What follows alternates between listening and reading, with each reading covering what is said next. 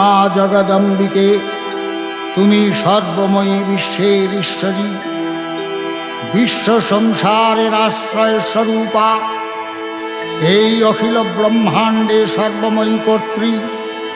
তোমার অন্তরস্থলেই সৃষ্টিকর্তা ব্রহ্মা, সর্বশক্তিমান বিশ্বপাতা বিষ্ণু এবং প্রলয়কর্তা দেবাদিদেব বিরাজমান।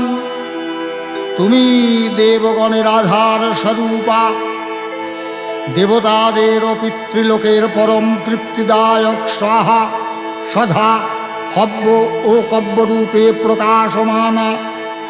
হে মা কালী, হে মা বিশ্বজননী, তোমার শরণাগত ভক্তের প্রতি তোমার আশিস প্রতিনিয়ত ভক্ত মস্তকে যেন বর্ষিত হয়, শুধু এইটুকু প্রার্থনা।